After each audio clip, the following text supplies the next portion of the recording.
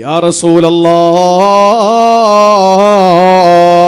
ബലഗനാ അന്നക ഖുൽത സയ്യബതിനി ഹൂദ്. നബിയേ, ഞങ്ങൾ പഠിച്ചിട്ടുണ്ട്, ഞങ്ങൾ കേട്ടിട്ടുണ്ട് അങ്ങ് പറഞ്ഞ കാര്യം.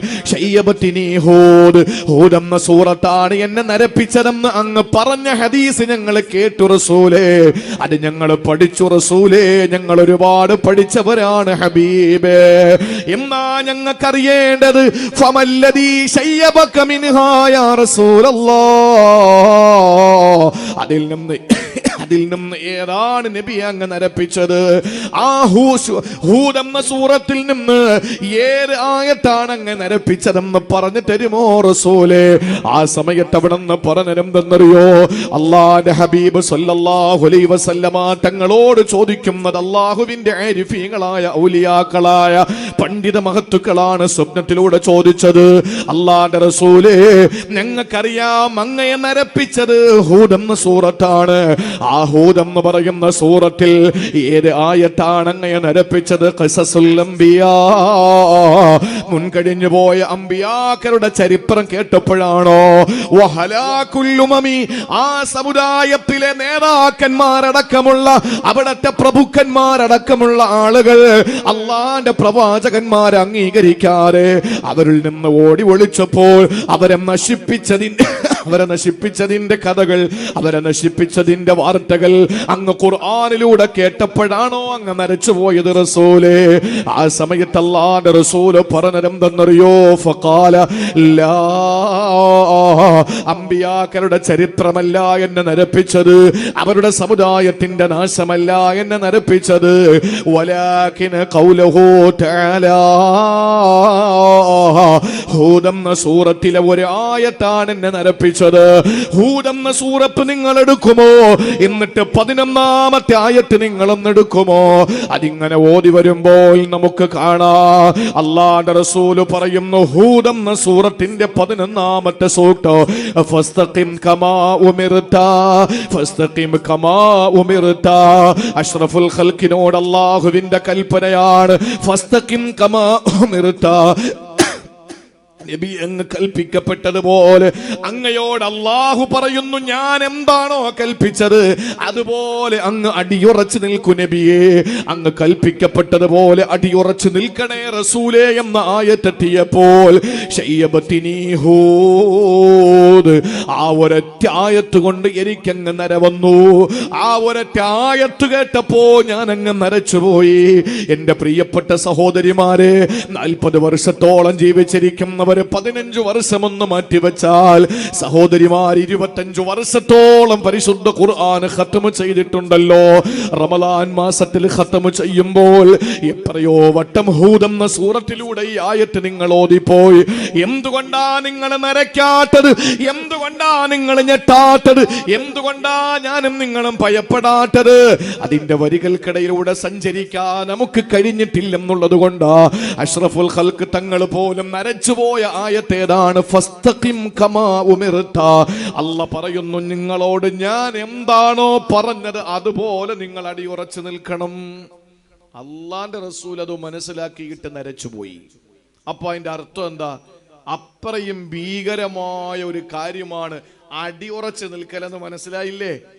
അങ്ങനെ അടിയുറച്ചു നിന്നവരാണ് അള്ളാഹുവിന്റെ ഔലിയാക്കൾ. അതിൽ ഏറ്റവും പ്രധാനിയും പ്രമുഖനും പ്രശസ്തനും പ്രസിദ്ധനുമാണ് അബ്ദുൽ ഖാദിറുൽ ജീലാനി റളിയല്ലാഹു തആല അൻഹു. അടിയുറച്ചു നിൽക്കാൻ നമുക്ക് കഴിയണം. നമ്മുടെ ജീവിതത്തിൽ ഒരുപാട് പ്രതിസന്ധികൾ നമ്മൾ നേരിടേണ്ടി വരും, അല്ലെങ്കിൽ ഒരുപാട് പരീക്ഷണങ്ങൾ നമ്മൾ നേരിടേണ്ടി വരും, അല്ലെങ്കിൽ മറ്റുള്ളവർക്ക് കിട്ടുന്ന അനുഗ്രഹങ്ങളുടെ ആസ്വാദ്യകരമായ ആ അനുഭൂതി നമുക്ക് ലഭിക്കാതെ പോകും. അപ്പൊ നമ്മൾ കരുതും, ഞാൻ എന്തിനിങ്ങനെ നിൽക്കണം? ചിലപ്പോൾ നമുക്ക് ദീനിയായ രീതിയിൽ ജീവിച്ചു കൊണ്ടിരിക്കുമ്പോൾ നമുക്ക് അനിസ്ലാമിക പ്രവർത്തനങ്ങൾ കാണുന്ന സ്ഥലങ്ങളിൽ പോകാൻ പറ്റില്ല. കൊല്ലം ജില്ലയിൽ എന്റെ ഓർമ്മ ശരിയാണെങ്കിൽ 1-2 സ്ഥലത്തൊക്കെ ഉണ്ടെന്ന് തോന്നുന്നു. ഈ ഉറൂസൊക്കെ കുറവാണ് അല്ലേ? ഉറൂസ് എവിടെയെങ്കിലും ഉണ്ടോ കൊല്ലം ജില്ലയിൽ? തങ്ങളെ വളരെ കുറവെന്നാ തോന്നുന്നത്. ഉറൂസ് നല്ലതാണ്, ഉറൂസ് മോശമാണെന്ന് ആരും പറഞ്ഞിട്ടില്ല. മഹാന്മാരായ അള്ളാഹുവിന്റെ ആരിഫീങ്ങൾ ജീവിച്ചിരിക്കുന്ന ഒരു മണ്ണിൽ, അവര് മറമാടപ്പെട്ട മണ്ണിൽ ഖുർആൻ പറഞ്ഞത് എന്താ? സുബ്ഹാനല്ലദീ അസ്റാ ബി അബ്ദിഹി ലൈലൻ മിനൽ മസ്ജിദിൽ ഹറാമി ഇലൽ മസ്ജിദിൽ അഖ്സല്ലദീ ബാറക്നാ ഹൗല. മസ്ജിദുൽ അഖ്സയെ പറ്റി അള്ളാഹു പറഞ്ഞത് ചുറ്റും ബറക്കത്തെന്നാണ്. ഈ ചുറ്റും ബറക്കത്ത് വന്ന എന്തുകൊണ്ടാണ്? തക്കാവുള്ളത് കൊണ്ടല്ല, നിസ്കാരപ്പള്ളി അതിന്റെ ചുറ്റുമുള്ളത് കൊണ്ടല്ല. ഈ ചുറ്റും ബറക്കത്തുണ്ട് എന്ന് പറഞ്ഞത് അമ്പിയാക്കളുടെ വീടുകൾ അവിടെയായിരുന്നു. അവരുടെ കാലശേഷം അവരുടെ ഖബറുകൾ അവിടെയാണ്. ഈ ബറക്കത്തുണ്ടെന്ന് പറഞ്ഞത് ഒരു മനുഷ്യനെ സംബന്ധിച്ചിടത്തോളം, ഒരു മനുഷ്യന് ജീവിതത്തിൽ ഒരു നാട്ടില് ചിലപ്പോൾ ഒരു നായകൻ ഉണ്ടാവും, ഒരു നവോത്ഥാന നായകൻ. ചില മണ്ണുകളിൽ അങ്ങനെയുണ്ട്. നമ്മുടെയൊക്കെ നാടുകളിലൊക്കെ ഏറ്റവും സ്വീകാര്യനായ ഒരു വ്യക്തി മരണപ്പെട്ട്, ആ മരണപ്പെട്ടു പോയ വ്യക്തിയെ ഖബറടക്കിയിട്ട് എല്ലാ വർഷവും അദ്ദേഹത്തിന്റെ സ്മരണകൾ ഇങ്ങനെ പറഞ്ഞുകൊണ്ടും അതുപോലെ തന്നെ അദ്ദേഹത്തിന്റെ പേരിൽ എന്തെങ്കിലുമൊക്കെ ജനകീയ പ്രവർത്തനങ്ങളൊക്കെ നടത്തും. ഇതിനൊക്കെയാണ് ഉറൂസ് എന്ന് പറയുക. കൊല്ലം ജില്ലകളിൽ അത് വളരെ കുറവാണ്. എന്നാൽ പല ജില്ലകളിലും ആ ഉറൂസ് എന്ന പേരിൽ നടക്കുന്ന പല അനിസ്ലാമിക പ്രവർത്തനങ്ങൾ, അത് പണ്ഡിതന്മാര് കൃത്യമായി അത് പറഞ്ഞുകൊടുത്ത്, അത് പാടില്ല എന്ന് പറഞ്ഞ് മതത്തിന്റെ ഭാഗമാണ്, മതത്തിന്റെ പരിവേഷം കെട്ടിച്ചുകൊണ്ട് അങ്ങനെയുള്ള പ്രവർത്തനങ്ങൾ നടത്താതിരിക്കാൻ പണ്ഡിതന്മാര് മുൻകൈയെടുത്തുകൊണ്ടിരിക്കണം. അത് പണ്ഡിതന്മാരുടെ ബാധ്യതയാണ്. അത് ചെയ്യുന്നുണ്ട്. അതൊരളവോളം വിജയിക്കുന്നുമുണ്ട്. കുറെയൊക്കെ മാറ്റങ്ങൾ വന്നുകൊണ്ടിരിക്കുകയും ചെയ്യുന്നുണ്ട്. പക്ഷേ അതിങ്ങനെ നമ്മൾ പറയേണ്ടി വരുമ്പോൾ നമുക്കൊരുപാട് തെറിവിളി കേൾക്കേണ്ടി വരും. അല്ലെങ്കിൽ നമുക്ക് പള്ളിയിൽ നിസ്കാരം നടക്കുമ്പോൾ തൊട്ടപ്പുറത്ത് വേറെന്തെങ്കിലുമൊക്കെ പേരിലുള്ള അനാചാര പ്രവർത്തനങ്ങൾ നടക്കുമ്പോൾ നമുക്ക് പള്ളിയിലേക്ക് പോകണോ അവിടേക്ക് പോകണോ എന്നൊരു ആശങ്ക നമ്മുടെ മനസ്സിലുണ്ടാവും. നമ്മുടെ മനസാക്ഷി നേരെ പൊക്കിയെടുത്ത് അവിടെ കൊണ്ടിരുത്താൻ വേണ്ടി ശ്രമിക്കും. നമ്മുടെ ആ മനസാക്ഷി അല്ലെങ്കിൽ ഹവൻ നഫ്സ് അല്ലെങ്കിൽ ജഡികേച്ഛ, ഇതിനെ നമ്മൾ കടിഞ്ഞാനിട്ടിട്ട് നമ്മൾ നേരെ പള്ളിയിൽ പോകാനുള്ള ഒരു മനസ്സ് കാണിക്കണം. നമുക്ക് ആ സുഖം കണ്ടെത്താൻ ചിലപ്പോൾ കഴിഞ്ഞെന്ന് വരില്ല. ആ സുഖം നമുക്ക് കണ്ടെത്തിക്കൊള്ളണമെന്നില്ല. അതുകൊണ്ടാണ് പറഞ്ഞത് അടിയുറച്ച് നിൽക്കാൻ അല്പം ബുദ്ധിമുട്ടാണ്, ഒരുപാട് പ്രയാസമാണ് അടിയുറച്ച് നിൽക്കാൻ. അതുകൊണ്ട് ദീനിൽ അടിയുറച്ച് നിൽക്കാൻ നമുക്ക് കഴിയണം. ആ ഇസ്തിഖാമത്താണ് ഗൗസുൽ അഅ്ലമിനെ പോലുള്ളവർക്ക് അല്ലാഹു കൊടുത്തതെങ്കിൽ, പ്രിയപ്പെട്ട സഹോദരങ്ങളെ, ഈ ഇസ്തിഖാമത്ത് കൊണ്ട് അല്ലാഹു നമുക്ക് തരുന്ന പുണ്യം എന്തെന്നറിയോ? ഇതിങ്ങനെ പറഞ്ഞു പോകലല്ല. ഇൻഷാ അല്ലാഹ് ഇസ്തിഖാമത്ത് നിലനിൽക്കാൻ, ആ ഇസ്തിഖാമത്തിൽ അടിയുറച്ചു നിൽക്കാൻ, ആ ഇസ്തിഖാമത്ത് വേണ്ടുവോളം അതിനെ ആസ്വദിക്കാനുള്ള അമലുകൾ ഇൻഷാ അല്ലാഹ് ഒരു 15 മിനിറ്റ് കഴിഞ്ഞാൽ ഞാൻ നിങ്ങളോട് പറയുന്നതാണ്. അതിനു മുമ്പ് ഞാൻ പറഞ്ഞോട്ടെ സഹോദരങ്ങളെ, ഈ ലോകത്ത് നിന്ന് വിട പറയുന്ന സമയത്ത് ഇസ്തിഖാമത്തുള്ള ഒരു മനുഷ്യൻ അല്ലാഹു കൊടുക്കുന്ന സമ്മാനം എന്തെന്നറിയോ? അല്ലാഹു കൊടുക്കുന്ന സമ്മാനം എന്തെന്നറിയോ? വിശുദ്ധമായ ഖുർആനിന്റെ ആ ആയത്താണ് ഞാൻ ആമുഖമായി ഓതി വെച്ചത്. അല്ലാഹു പറയുകയാണ്, സൂറത്തുൽ ഫുസ്സിൽ എടുത്ത് പരിശോധിച്ചാൽ നമുക്ക് കാണാം, അല്ലാഹു ഇസ്തിഖാമത്തുള്ള ഒരാൾക്ക് കൊടുക്കുന്ന സമ്മാനം ഏതെന്നറിയോ? ഇന്നല്ലദീന ഖാലൂ റബ്ബുനല്ലാഹ്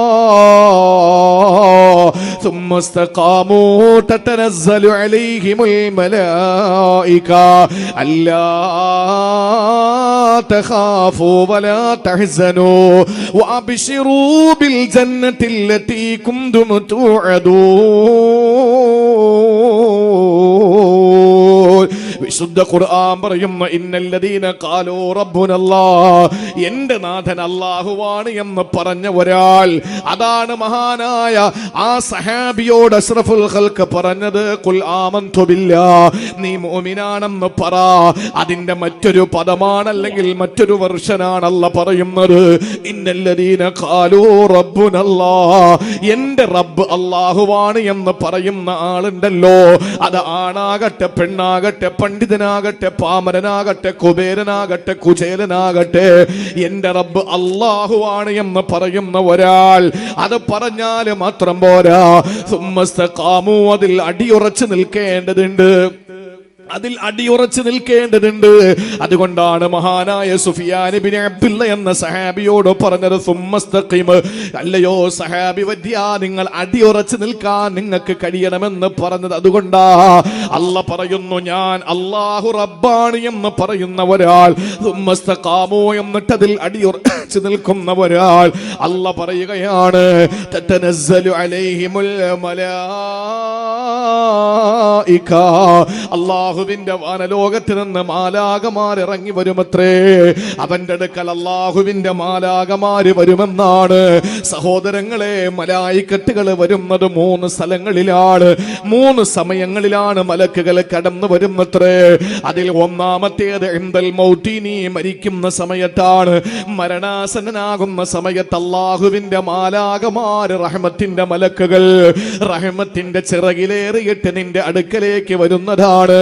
കൊല്ലം ജില്ലയിലെ ചന്ദനത്തോപ്പിലെ അഞ്ചുമുക്കം എന്ന പ്രദേശത്ത് താമസിക്കുന്ന പ്രിയപ്പെട്ട ചെറുപ്പക്കാരാ, പ്രിയപ്പെട്ട പെങ്ങളെ, നിന്റെ അടുക്കൽ അല്ലാഹുവിന്റെ റഹ്മത്തിന്റെ മലക്ക് വരികയാ.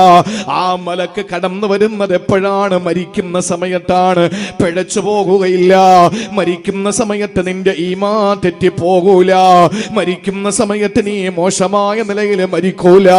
മരിക്കുന്ന സമയത്ത് മോശമായ ചിന്തകൾ നിന്റെ കൽബിൽ കടന്നു വരില്ല. മോശമായ വാക്കുകൾ നിന്റെ ചുണ്ടുകളിൽ നിന്ന് പുറത്തു വരില്ല. അല്ലാഹുവിന്റെ റസൂൽ പറയുന്നു, മരിക്കുന്ന സമയത്ത് അവന്റെ അടുക്കൽ മലക്കുകൾ വരികയാ. പിന്നീട് ഈ മലക്കുകൾ വരുന്നത് എവിടെയെന്നറിയോ? വഫിൽ ഖബരി, ആരോരുമില്ലാത്ത ഖബറിന്റെ ഏകാന്തതയിൽ നിന്നെ കൊണ്ടുവെക്കുമല്ലോ.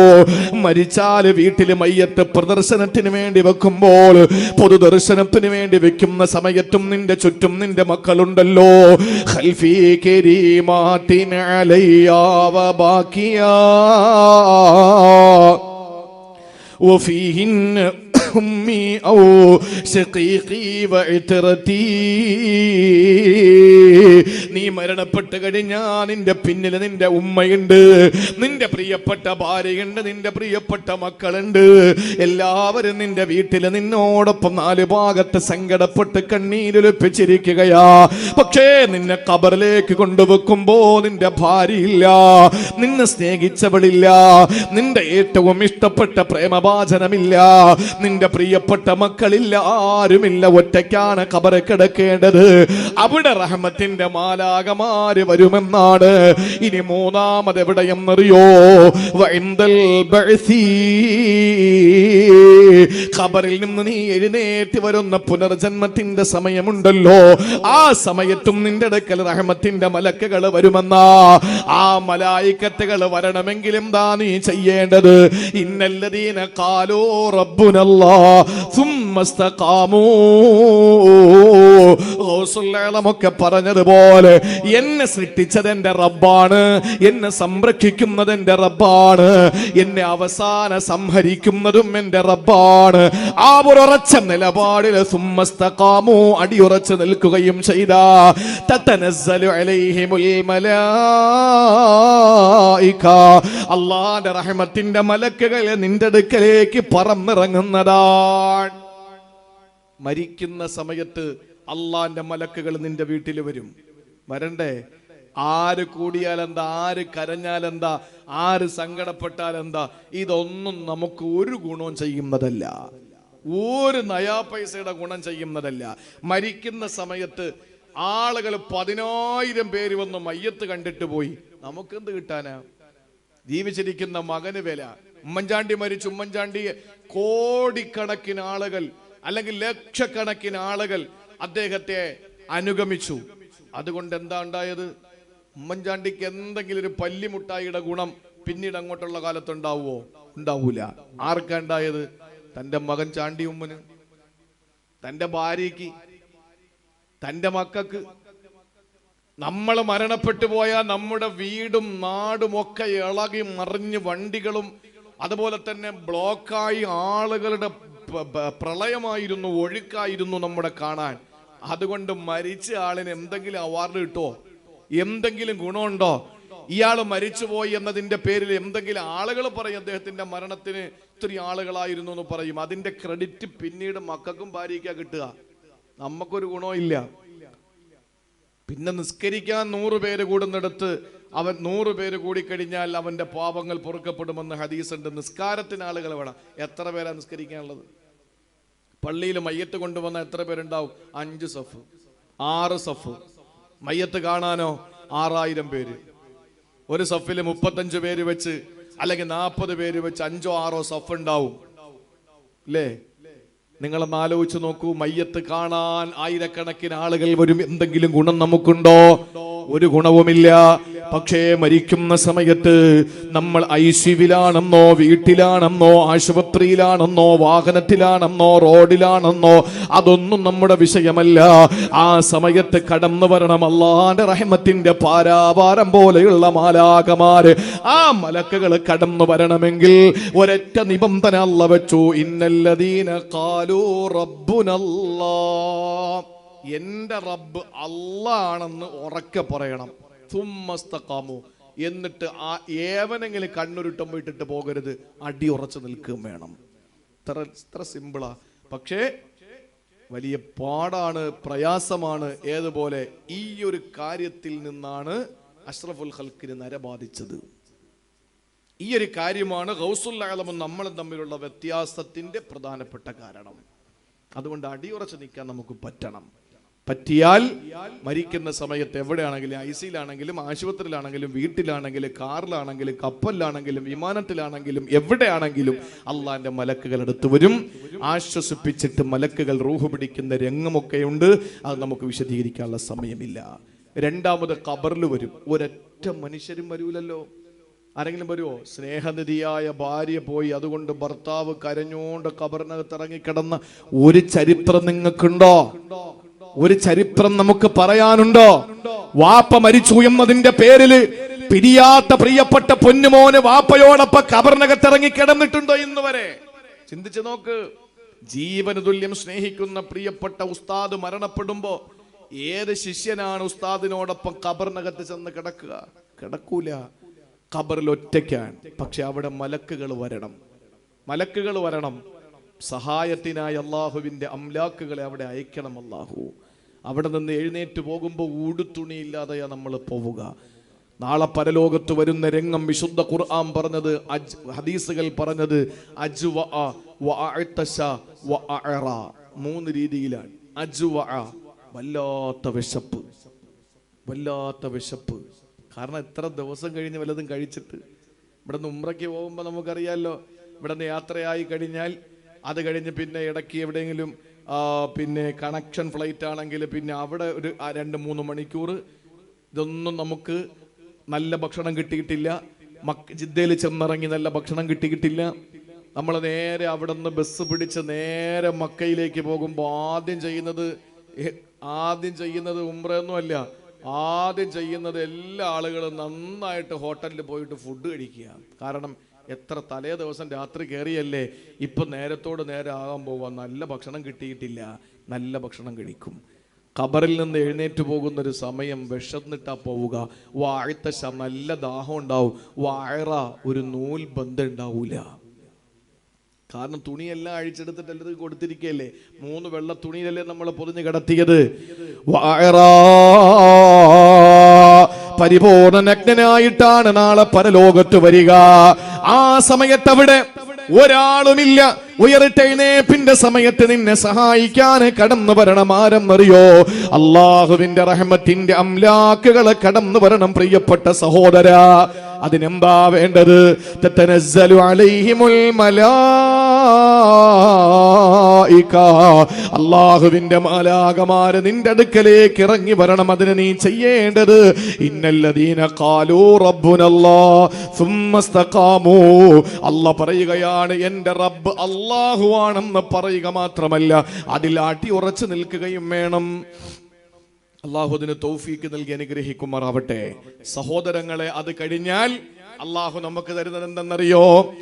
അല്ലാഹ് പറയുകയാണ്, അല്ലാ തഖാഫൂ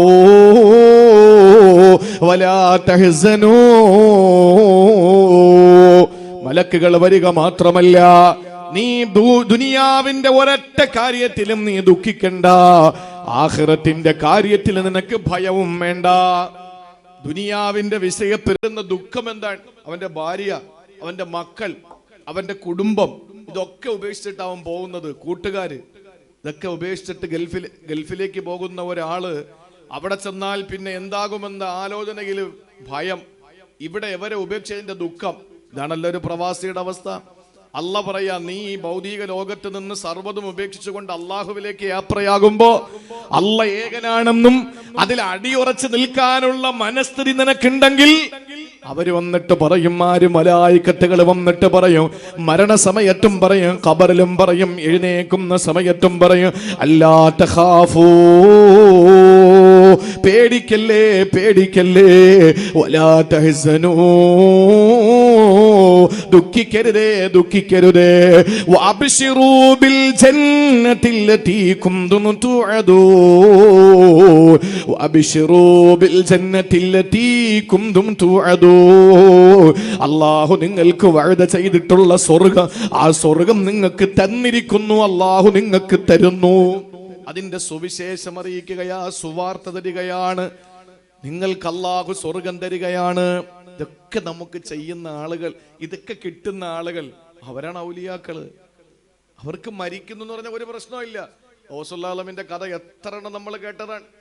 ഒരുപാട് കേട്ട് തഴമ്പിച്ചു പോയൊരു കഥയുണ്ടല്ലോ. റസൂലുള്ളാഹി റളിയല്ലാഹുവിന്റെ മുമ്പിൽ അദ്ദേഹം പരിശുദ്ധമായ നസീഹത്ത് നടത്തിക്കൊണ്ടിരിക്കുമ്പോഴാണല്ലോ, വലിയ മുതലാളിയാണ്, കപ്പൽ മറിഞ്ഞു എന്ന് പറഞ്ഞ് നമുക്കറിയാലോ. കപ്പൽ മറിഞ്ഞു എന്ന് പറഞ്ഞിട്ട് വന്ന് പറയുമ്പോ അദ്ദേഹം ഒരു സെക്കൻഡ് ഇങ്ങനെ ഒന്ന് ചിന്തിക്കാൻ, ഉടനെ പറഞ്ഞു, അൽഹംദുലില്ലാ, കപ്പൽ ഇത്രയും നാളത്തെ സ്വത്ത്, ഇത്രയും നാള് സമ്പാദിച്ചത്, ഇതൊക്കെ ബിസിനസ്സിന് ഇറക്കിയിട്ട് ആ ബിസിനസ് ചരക്കുമായിട്ട് വന്ന ചരക്ക് കപ്പൽ കടലിന്റെ മധ്യഭാഗത്ത് വെച്ച് മറിഞ്ഞിരിക്കുന്നു, സർവ്വതും നശിച്ചിരിക്കുന്നു എന്ന് ശിഷ്യൻ വന്നിട്ട് പറയുമ്പോ ഉസ്താദ് പ്രസംഗത്തിലാണ്. അപ്പൊ ഒരു നിമിഷം ഇങ്ങനെ ഇങ്ങനെ പകച്ചു നിന്നു. എന്നിട്ട് ഉടനെ പറഞ്ഞു, അൽഹംദുലില്ലാ. ഉടൻ തന്നെ വേറൊരാൾ ഓടിക്കൊണ്ട് വന്നിട്ട് പറഞ്ഞു, തങ്ങളെ, നമ്മുടെ സാധനമല്ല. അപ്പോഴും ഒരു സെക്കൻഡ് ഇങ്ങനെ ഒന്ന് ആലോചിച്ചിട്ട് പറഞ്ഞു, അൽഹംദുലില്ലാ. സദസ്യര് ചോദിച്ചു, എന്താ നിങ്ങൾ ഈ പറഞ്ഞത്?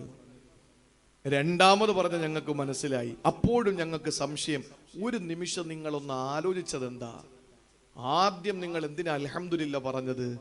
ആ സമയത്ത് ഗൗസുൽ പറഞ്ഞ വാക്കെന്തെന്നറിയോ? എന്റെ സർവ്വ സ്വത്തുക്കളും കടലിൽ മുങ്ങിത്താണു എന്ന് പറഞ്ഞപ്പോ ഞാൻ ഒരു നിമിഷം എന്റെ കൽബിലേക്ക് നോക്കി, കൽബിന് എന്തെങ്കിലും ഭാവവ്യത്യാസം ഉണ്ടോ എന്നറിയാൻ. നോക്കുമ്പോ കുഴപ്പമൊന്നുമില്ല. ഞാൻ അൽഹംദുലില്ലാ എന്ന് പറഞ്ഞു. രണ്ടാമത് എന്റെ കപ്പലല്ല മറിഞ്ഞത്, മറ്റാരുടെയോ കപ്പലാണെന്ന് പറഞ്ഞപ്പോൾ എന്റെ സ്വത്തുക്കൾ നശിച്ചില്ലല്ലോ, അൽഹംദുലില്ലാ. അല്ല, ഞാൻ അങ്ങനെയല്ല ചിന്തിച്ചത്. ഞാൻ പെട്ടെന്ന് എന്റെ കൽബിലേക്ക് നോക്കി, എന്റേതല്ല, എന്റെ സ്വത്തുക്കൾ സുരക്ഷിതത്വമുണ്ട് എന്ന് കേട്ടപ്പോ എന്റെ മനസ്സിൽ എന്തെങ്കിലും ഭാവവ്യത്യാസം വന്നോ, സന്തോഷം കൂടിയോ? ഞാൻ നോക്കിയപ്പോ കൂടിയിട്ടില്ല. അൽഹംദുലില്ലാ. ഇതൊക്കെ എന്റെ കൽബിന്റെ വെളിയിലാണ്, ഇതൊക്കെ എന്റെ കൽബിന്റെ വെളിയിലാണ്. അതുകൊണ്ടാണ് റസൂലുള്ളാഹി ഈ നിലയിലെത്തിയത്. അതുകൊണ്ടാ സഹോദരങ്ങളെ, അല്ലാ തഖാഫൂ വലാ തഹ്സനൂ, അവർക്ക് ഭൗതിക ലോകത്ത് നഷ്ടകഷ്ടങ്ങളിൽ ദുഃഖമില്ല, ആഖിറത്തെ പറ്റിയിട്ട് യാതൊരു ഭയവുമില്ല. അങ്ങനെയുള്ള മഹത്തുക്കൾ ആ നിലയിലെത്തപ്പെട്ടത് എന്തിന്റെ പേരിലാണ്? അവർ അല്ലാഹു ഏകനാണെന്ന് പറയുക മാത്രമല്ല, അതിൽ അടിയുറച്ച് നിന്നതിന്റെ പേരിലാണ്. അല്ലാഹു നമുക്കതിനുള്ള തൗഫീക്ക് നൽകി അനുഗ്രഹിക്കുമാറാവട്ടെ. ആദരവായ പ്രവാചകൻ സല്ലല്ലാഹു അലൈഹി വസല്ലമ തങ്ങൾ പറയുകയാണ്, ഇസ്തഖീമൂ. ഇമാം അഹ്മദ് തന്റെ മുസ്നദിൽ രേഖപ്പെടുത്തിയ ഹദീസാണ്. അല്ലാഹുവിന്റെ ഹബീബ് പറയുകയാണ്, ഇസ്തഖീമൂ, നിങ്ങൾ ഇസ്തിഖാമത്തുള്ളവരാകണേ. വഅലമൂ അന്ന ഖൈറ അഅമാലികും അസ്സലാ, അറിയണേ നിങ്ങളുടെ അമലുകളിൽ ഏറ്റവും ശ്രേഷ്ഠമായത് നിസ്കാരമാ. സഹോദരങ്ങളെ ചിന്തിക്കണേ. ഇസ്തിഖാമത്ത് മുറുകെ പിടിക്കാൻ ഇതിനപ്പുറം വേറെ വഴിയൊന്നുമില്ല.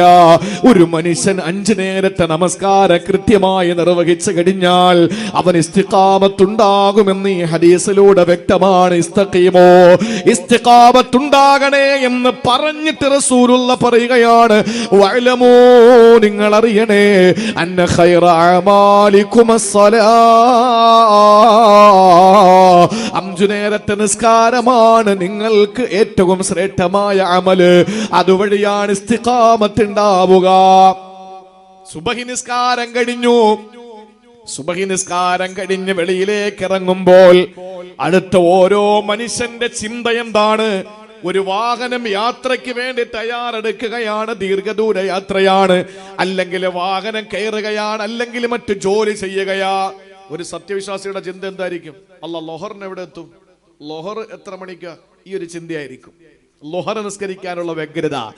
ലൊഹർ നിസ്കാരം കഴിഞ്ഞാൽ അവന്റെ മനസ്സിന്റെ ചിന്ത അസറിന് എവിടെയാണ് ഞാൻ എത്തുക? അസർ എവിടെയാണ് ഞാൻ എത്തുക? അസർ നിസ്കരിക്കണമല്ലോ, അസറിന്റെ സമയമായല്ലോ. ആ ഒരു ചിന്ത അവന്റെ മനസ്സിൽ വരികയാ. അസർ കഴിഞ്ഞാൽ മഗ്രിബിനെ പറ്റിയിട്ടുള്ള ചിന്തയാ, മഗ്രിബ് കഴിഞ്ഞാൽ ഇശായിനെ പറ്റിയിട്ടുള്ള ചിന്തയാ, രാത്രി കിടന്നുറങ്ങിയാൽ നേരം വെളുത്താൽ സുബഹി നിസ്കരിക്കുന്ന ചിന്തയാ. ഒരു മനുഷ്യന്റെ ജനനം മുതൽ ആഖിറം വരെ 5 നേരത്തെ നിസ്കാരം സൂചിപ്പിക്കുകയാണ്. അറിയോ? ജനനം മുതൽ സൂര്യൻ ഉദിക്കുന്നതിന് മുമ്പല്ലേ സുബഹി. സുബഹി സൂര്യൻ ഉദിച്ചു കഴിഞ്ഞാൽ പിന്നെ സുബഹിയുടെ ടൈം കഴിഞ്ഞു. ഈ സൂര്യോദയത്തിന് മുമ്പുള്ള ഈ സുബഹി നിസ്കാരം ഒരു മനുഷ്യന്റെ ഉദയത്തെ സൂചിപ്പിക്കുക എന്ന് പറഞ്ഞാൽ അവന്റെ ജനനത്തെ സൂചിപ്പിക്കാൻ. അത് കഴിഞ്ഞിട്ട് സൂര്യൻ ഇങ്ങനെ കിഴക്ക് നിന്ന് ഉയർന്നുയർന്ന് നേരെ നട്ടുച്ച നേരത്ത് നമ്മുടെ തലയ്ക്ക് മീതെ വരുമ്പോൾ ഒരു നിഴല് പോലെ കാണാൻ പറ്റാതെ നമ്മുടെ ശരീരത്തിന്റെ നിഴല് കാലിനടിയിൽ ഒളിക്കുകയാ. ആ സമയത്ത് നട്ടുച്ച നേരമാണ്, വല്ലാത്ത തിളപ്പാണ്, ചോര തിളയ്ക്കുകയാ, ചൂട് കഠിനമാവുകയാണ്. ആ സമയം സൂചിപ്പിക്കുന്നത് ലൊഹർ. ആ സമയം ലൊഹറിന്റെ സമയമാണ്. അതൊരു മനുഷ്യന്റെ യുവത്വത്തെയാണ് സൂചിപ്പിക്കുന്നത്. കാരണം ജനിച്ചു കഴിഞ്ഞ് അവന് യുവാവാകുന്ന സമയത്ത് അങ്ങോട്ട് തിളക്കിയ ചൂട്, ചോര തിളക്കിയാണ്. ലൊഹറിന്റെ സമയം ഭയങ്കരമായിട്ട് പ്രഷറല്ലേ, ചൂട്. ഈ ചൂട് സമയത്ത് നമ്മുടെ ശരീരത്തിന് വല്ലാത്ത രക്തത്തിന്റെ തിളപ്പല്ലേ, അത് ലൊഹറിന്റെ സമയമാണ്. അതേപോലെ മനുഷ്യന്റെ യുവത്വത്തെ അറിയിക്കുകയാണ് ലൊഹർ നിസ്കാരം. അത് കഴിഞ്ഞ് പടിഞ്ഞാറേക്ക് സൂര്യൻ ഇങ്ങനെ അസ്തമിച്ചു വരികയാണ്, പടിഞ്ഞാറേക്ക് ഇങ്ങനെ ചാഞ്ഞു വരികയാണ്. അതൊരു മനുഷ്യന്റെ അസർ നിസ്കാരത്തെ സൂചിപ്പിക്കുന്ന അസർ നിസ്കാരമാണ്. ആ ടൈമിൽ ഇങ്ങനെ പടിഞ്ഞാറേക്ക് ഇങ്ങനെ കുനിഞ്ഞു വരുമ്പോൾ പഴയ ചൂടും തിളപ്പും ഒന്നും ഇപ്പൊ സൂര്യനില്ല, എങ്കിലും ചെറിയ ചൂടും വെട്ടമൊക്കെ ഇപ്പോഴും ഉണ്ട്. അതൊരു മനുഷ്യന്റെ വാർദ്ധക്യമാണ്. പഴയതുപോലെ ഇപ്പൊ വലിയ ആരോഗ്യമൊന്നുമില്ല, സ്റ്റെപ്പ് കയറാൻ പറ്റുന്നില്ല, അതുപോലെ തന്നെ നല്ലപോലെ ഭക്ഷണം കഴിക്കാൻ പറ്റുന്നില്ല, കണ്ണിന് കാഴ്ച മങ്ങി, കാതിന് കേൾവി ശക്തി മങ്ങി, സംസാരശേഷിക്ക് വിക്ക് വരുന്നു, അതുപോലെ തന്നെ കൈക്കും കാലിനും ബലക്കുറവുണ്ട്. ഇതൊക്കെ ഒരു മനുഷ്യൻ ഉണ്ടാകുമ്പോഴും അവന്റെ ആ ഒരു ചൂടും അവന്റെ വെട്ടവും വെളിച്ചവും ഒക്കെ മങ്ങിയിട്ടില്ലല്ലോ. ഇത് അസർ നിസ്കാരം മനുഷ്യന്റെ വാർദ്ധക്യത്തെ സൂചിപ്പിക്കുകയാ. ഒന്ന് കുനിഞ്ഞല്ലോ സൂര്യൻ പടിഞ്ഞാറേക്ക്, ഈ മനുഷ്യനും ഇങ്ങനെ ഒന്ന് കുനിഞ്ഞു, വാർദ്ധക്യം. അത് കഴിഞ്ഞ് സൂര്യന് പടിഞ്ഞാറന് ചക്രവാളത്തിൽ അസ്തമിക്കുമ്പോൾ സൂര്യനതാ മറഞ്ഞിരിക്കുകയാണ്. പക്ഷേ പള്ളിയിൽ വരുന്ന ആളുകളെ മുഖതാവിൽ കാണാൻ പറ്റുകയാ, എല്ലാവരെയും തമ്മിൽ കാണാൻ പറ്റുന്ന നിലയ്ക്കതാ മഗ്രിബിന്റെ സമയമായി സൂര്യൻ അസ്തമിച്ചിരിക്കുന്നു. പക്ഷേ ആളുകളെ കാണാനൊക്കെ പറ്റുന്നുണ്ട്. സൂര്യൻ പോയെങ്കിലും ചെറിയ വെട്ടം അവശേഷിക്കുന്നുണ്ട്. ഇത് മനുഷ്യന്റെ മരണമാണ്. അവൻ അസ്തമിച്ചു എങ്കിലും ആളുകൾ പറയും, ഓ കഴിഞ്ഞ മാസം അവനുണ്ടായിരുന്നു, കഴിഞ്ഞ വർഷവും അവനുണ്ടായിരുന്നു, കഴിഞ്ഞ കല്യാണത്തിനും അവനുണ്ടായിരുന്നു എന്നൊക്കെ ആളുകൾ പറയുന്നൊരു സമയം. അത് കഴിഞ്ഞ് ഇഷാ എന്ന് പറയുമ്പോൾ പൊട്ടത്ത് നിൽക്കുന്ന ആളിനെ ലൈറ്റ് ഇടാതെ കാണാൻ പറ്റൂല. സൂര്യൻ മറഞ്ഞുപോയി, സൂര്യനെ പറ്റി ഒരു ചിന്ത പോലും ആർക്കുമില്ല. എല്ലാവരും പാതിരാത്രിയോടടുക്കുന്ന സമയത്തെ വാരിപ്പുണർന്നിരിക്കുകയാ. ഇതൊരു മനുഷ്യന്റെ ആഖിറത്തെയാണ് സൂചിപ്പിക്കുന്നത്. ഇവൻ മരണപ്പെട്ടു പോയി, ആരുടെയും മനസ്സിലവനില്ല, കാണാൻ പറ്റുന്നില്ല മുമ്പിൽ നിൽക്കുന്നയാളിനെ പോലെ എന്നതുപോലെ അവൻ ആരും ഓർക്കുന്നുമില്ല. ഒരു മനുഷ്യന്റെ ജനനം മുതൽ മരണം വരെയുള്ള എല്ലാ ഘട്ടങ്ങളെയും 5 നേരത്തെ നിസ്കാരം സൂചിപ്പിക്കുന്നു എന്ന് ഈ വിനീതന്റെ വാക്കല്ല, ഇമാം റംലി റഹിമഹുല്ലാ, ഇമാം റംലി റഹിമഹുല്ലയുടെ വാക്കുകളാണ്. എൻ്റെ വാക്കെങ്കിലും നിങ്ങൾ വിശ്വസിക്കണ്ട, ഇമാം റംലി തങ്ങൾ പറഞ്ഞ കാര്യമാണ്. അതുകൊണ്ട് 5 നേരത്തെ നിസ്കാരം കൃത്യമായി നിർവഹിക്കുന്നവൻ അള്ളാഹു ഇസ്തിഖാമത്ത് കൊടുക്കും. തീരുന്നില്ല, ഇനി ഒരു കാര്യം കൂടിയുണ്ട്. 5 നേരത്തെ നമസ്കാരം കൃത്യമായി നിർവഹിക്കുന്നതിന് പുറമേ പ്രിയപ്പെട്ട സഹോദരങ്ങളെ ചെയ്യേണ്ടത് എന്തെന്നറിയോ? അതേ ഹദീസിൽ തന്നെ റസൂലുള്ള പറയുകയാണ്, ഇസ്തഖീമു വഅലമു അന്ന ഖൈറ അമാലികുമുസ് സ്വലാത്ത്. 5 നേരത്തെ നമസ്കാരമാണ് അമലുകളിൽ ഏറ്റവും ഖൈറായത്. അതുകൊണ്ട് നിങ്ങൾ ഇസ്തിഖാമത്ത് ഉണ്ടാകണേ എന്ന് റസൂലുള്ള പറഞ്ഞിട്ട് തൊട്ടുടനെ പറഞ്ഞത് എന്തെന്നറിയോ? വലാ യുഹാഫിളു അലൽ വുളൂഇ ഇല്ലാ മുഅ്മിനൂ. ഒരു സത്യവിശ്വാസിക്കല്ലാതെ വുളൂ സൂക്ഷിക്കാൻ കഴിയില്ലെന്ന് നബി മുഹമ്മദ് മുസ്തഫ. ഒരു സത്യവിശ്വാസിക്കല്ലാതെ വുളൂ സൂക്ഷിക്കാൻ കഴിയില്ല എന്ന് പറഞ്ഞാൽ അതിനർത്ഥം എന്താ? ഒരിക്കൽ മഹാനായ പ്രവാചകൻ നബി മുഹമ്മദ് മുസ്തഫ സല്ലല്ലാഹു അലൈഹി വസല്ലമ തങ്ങൾ ആകാശ ലോകങ്ങളെ കടന്നുപോയി സിദ്റത്തുൽ മുൻതഹ കടന്ന് സ്വർഗ്ഗനരകങ്ങളെ കണ്ട് അല്ലാഹു റബ്ബുൽ ഇസ്സത്തിന്റെ മുനാജാത്ത് കഴിഞ്ഞ് മടങ്ങി വരുന്ന ആ പ്രവാചകൻ, അള്ളാഹുവിന്റെ പ്രിയപ്പെട്ട പ്രവാചകന് ബിലാൽ റളിയല്ലാഹു അൻഹുവിനെ വിളിച്ചിട്ട് പറഞ്ഞു, ബിലാലേ, ഞാൻ നിന്നോട് ചോദിക്കുകയാണ്, നീ എന്ത് അമലാണ് ചെയ്യുന്നത്? നീ എന്ത് അമല് പ്രത്യേകിച്ച് നിനക്കുണ്ട്? അത് നീ ഒന്ന് പറ. അള്ളാഹുവിന്റെ റസൂല് ചോദിക്കുക, ഹദ്ദിസ്നി ബി അർജ അമലിൻ അമിൽത ഫിൽ ഇസ്ലാം. നീ മുസ്ലിം ആയതിനു ശേഷം ചെയ്ത ഒരു അമല് നീ എനിക്കൊന്ന് പറഞ്ഞതാ. അള്ളാന്റെ റസൂലെ, എന്താ അതിനിപ്പോ ഇത്രയും വലിയ ഒരു ആശ്ചര്യം എന്തിനാണ് ആ വിഷയത്തിൽ? അള്ളാന്റെ ഹബീബ് പറഞ്ഞു, ബിലാലേ, സമിഅ്തു നഫ്ഫൻ അലൈക ബൈന യദൈ ഫിൽ ജന്ന.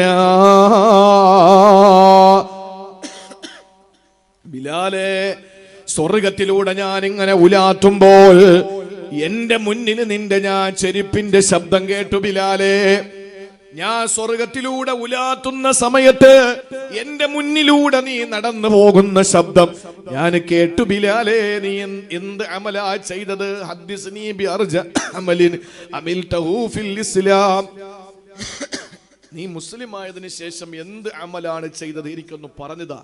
ഞാൻ സ്വർഗത്തിലൂടെ നടന്നു പോകുമ്പോ എന്റെ തൊട്ടു മുന്നിൽ നിന്റെ ചെരുപ്പിന്റെ വാറിന്റെ ശബ്ദം ഞാൻ കേട്ടു. ബിലാലേ, അള്ളാഹുവിന്റെ റസൂൽ ഇത് പറഞ്ഞപ്പോ ബിലാൽ റളിയല്ലാഹു അൻഹു പറഞ്ഞ മറുപടി എന്തെന്നറിയോ? ആ മറുപടി, ഇന്നത്തെ ദിവസം മുതൽ നമ്മുടെ കൂടപ്പറപ്പായി കൊണ്ട് നടക്കണം, എങ്കിൽ ഇസ്തിഖാമത്ത് ഉണ്ടാവും. അത് ഞാൻ പറയുമ്പോൾ തന്നെ നിങ്ങൾക്ക് മനസ്സിലാവും. അള്ളാന്റെ ഹബീബ് സല്ലല്ലാഹു അലൈഹി വസല്ലമ തങ്ങളോട് ബിലാൽ മുഅദ്ദിൻ റളിയല്ലാഹു അൻഹു പറയുകയാണ്, യാ റസൂലല്ലാഹ്, ഞാൻ ഏത് സമയത്തും വുളൂഇലാണ് നബിയേ. വുളൂ മുറിഞ്ഞാൽ പെട്ടെന്ന് ഞാൻ വുളൂ ചെയ്യും. ആ വുളൂ ഞാൻ ചെയ്തു കഴിഞ്ഞാൽ 2 റക്അത്ത് നിസ്കരിക്കും വുളൂവിന് വേണ്ടി. ആ വുളൂ ഞാൻ ഇങ്ങനെ പരിപാവനമായി സൂക്ഷിച്ചു വെക്കും. ഏതെങ്കിലും മനുഷ്യ സഹജമായ ഘട്ടത്തിൽ എന്റെ വുളൂ പോയാ പെട്ടെന്ന് ഞാൻ വുളുവെടുക്കും റസൂലേ, എന്നിട്ട് 2 റക്അത്ത് നിസ്കരിക്കും നബിയേ. എന്നിട്ട് ആ വുളുവിനെ ഞാൻ പരമാവധി സൂക്ഷിക്കും നബിയേ. വുളു പോകുമ്പോ വീണ്ടും ഞാൻ വുളുവെടുക്കും റസൂലേ. ഇതാണ് ബിലാൽ റളിയല്ലാഹു അൻഹു സ്വർഗ്ഗത്തിൽ പോകാൻ ചെയ്ത അമലെങ്കിൽ, സഹോദരങ്ങളെ, അല്ലാഹുവിന്റെ ഹബീബ് സല്ലല്ലാഹു അലൈഹി വസല്ലമ തങ്ങളുടെ മുന്നിലൂടെ ബിലാൽ തങ്ങൾക്ക് നടന്നു പോകാൻ കഴിയത്തക്കവണ്ണം ബിലാൽ തങ്ങൾ ചെയ്ത അമല് ഏത് സമയത്തും വുളൂ ഉണ്ടായിരുന്നു എന്നുള്ളതാ. അല്ലാഹുവിന്റെ റസൂല് പറഞ്ഞു, വലാ യുഹാഫിളു അലൽ വുളൂഇ ഇല്ലാ മുഅ്മിൻ. ഒരു വിശ്വാസിക്കല്ലാതെ വുളൂ സൂക്ഷിക്കാൻ കഴിയില്ല. അതുകൊണ്ട് പ്രിയപ്പെട്ട സഹോദരങ്ങളെ, 5 നേരത്തെ നിസ്കാരം കൃത്യമായി നിർവഹിച്ചാൽ നമ്മുടെ ഈമാൻ ഇങ്ങനെ പുതുക്കിക്കൊണ്ടിരിക്കപ്പെടും. പുതുക്കി നമ്മുടെ ഈമാൻ മാറിക്കൊണ്ടിരിക്കും. അതോടൊപ്പം ഏത് സമയത്ത് ഒലു കൃത്യമായി എടുക്കുന്ന ഒരാൾ പിന്നെ കള്ളുഷാപ്പിൽ പോവോ? ഒലു ഉണ്ടെന്നൊരു ബോധമുള്ളവൻ പിന്നെ കള്ളുഷാപ്പിൽ പോവോ? ഒലു ഉണ്ട് എന്ന് ബോധമുള്ള ഒരാൾ പിന്നെ പരദൂഷണം പറയാൻ നിൽക്കോ? ഒലു ഉണ്ട് എന്ന് ചിന്തിക്കുന്ന ഒരാൾ പിന്നെ ലോട്ടറി ടിക്കറ്റ് എടുക്കോ? ഒലു ഉണ്ട് എന്ന് ഉറപ്പുള്ള ഒരാളെ സംബന്ധിച്ചിടത്തോളം മറ്റേതെങ്കിലും തിന്മകളിൽ അയാൾ ചെന്ന് വീഴുവോ? ഇല്ല. എപ്പോഴും മനസ്സിനകത്ത് ഞാനൊരു ഒലു എടുത്ത ആളാണ് എന്നൊരു ചിന്ത, സ്വയം ഒരു വിശുദ്ധനാണ് എന്ന ഒരു തോന്നൽ അയാൾക്ക് ഉണ്ടാവും. മരിക്കേണ്ടി വന്നാലോ ഒളുവോടുകൂടി മരിക്കാൻ പറ്റും. അള്ളാഹു തൗഫീക്ക് നൽകി അനുഗ്രഹിക്കുമാറാവട്ടെ. അള്ളാഹു അതിനുള്ള തൗഫീക്ക് നൽകി അനുഗ്രഹിക്കുമാറാവട്ടെ.